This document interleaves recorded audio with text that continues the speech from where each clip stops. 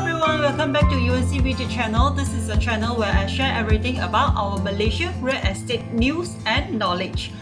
Today, let us talk about homestay business being banned in the state of Penang. Lately, if you have paid attention to the news, there have been growing numbers of stratified high-rise in Penang, where the management bodies issued homestay ban notice on them. So despite the building sitting on a commercial land title, this causes many investors headache and heartache, especially those who have invested into such building with the objective of running homestay business. So imagine, worse still, if there is some individual investors who invested not only in one unit in that building but multiple homestay units in that building. Suddenly, they have to find themselves unable to run homestay from their multiple units. Oh my god. And on the other hand, they still need to continue to service the full bank loan installment.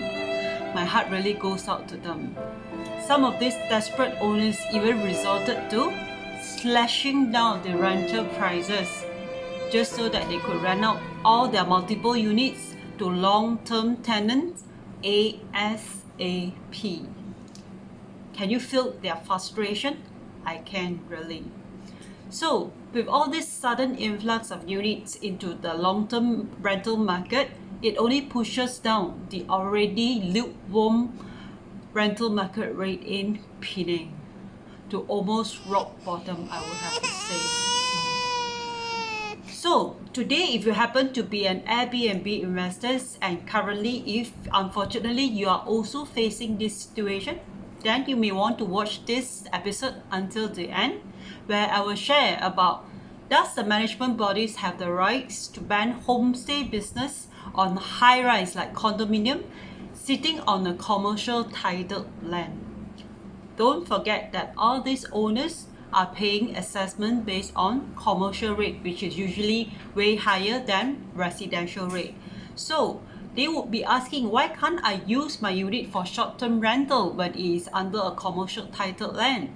And what can investors do to prevent management bodies from banning homestay in their building? So if you have watched one of my past videos where I did share about our Malaysia's government stand on homestay or Airbnb matters, you would know by now that these issues falls under the purview of the state government.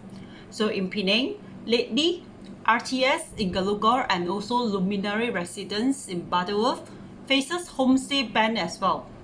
Mind you, both of these high-rise actually sit on a commercial titled land as well. The management body has banned homestay in both of these buildings, citing prevention of unwanted social issues, which was of course, as we know, made worse with the current pandemic situation. According to the management, short-term stay businesses may cause danger to the local community. How? Because no one would know where does this Airbnb guests come from and who have entered the premises. So now the questions come, does the management bodies have the right to ban homestay business in high-rise sitting on commercial titled land? Okay, if you look at this article, this is what our Penang State Local Government Committee Chairman, Mr. Mgt Singh, has to say. He said, joint management bodies, are known as JMB in short form, and management committees or MC of strata schemes, they have the rights to enact a bylaw to prevent short-term rental business under Section 70 of the Strata Management Act 2013. So, if unit owners want to rent out their units for homestay purposes, they would need to at least get 75% of the residents to agree to it during AGM. In other words, as long as during the AGM or annual general meeting, which is to be chaired by JMC or MC, if more than 25%, like even 26% of the residents in a stratified high-rise, if they were to vote in favor of banning homestay, then all the owners would have to abide by the ban notice and kiss goodbye, bye to homestay business. So in my opinion, 75% is indeed a big majority, which is not easy to get. Even if some investors choose to appeal against the management's notice to the court, it would still be near impossible, if not impossible, to get 75% majority votes from the residents. Don't you think so?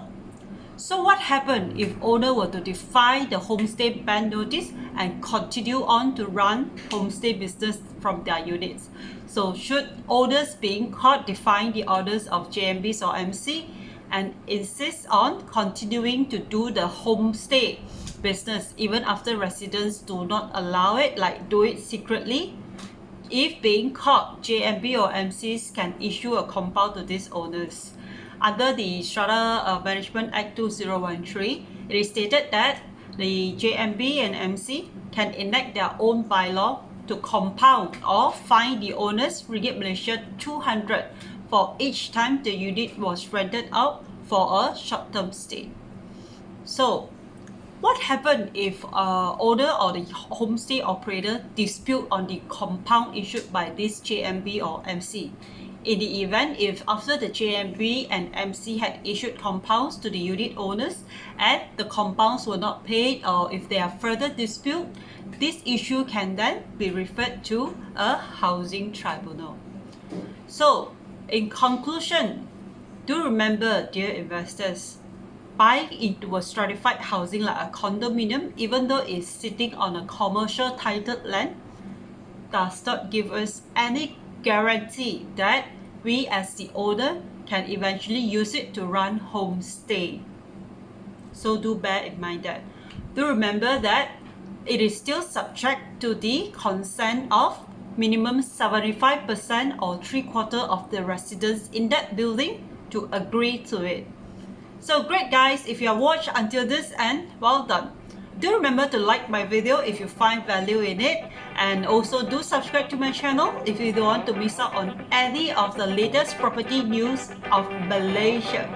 Okay, so that's the end. Bye bye and see you again in my next video. Bye.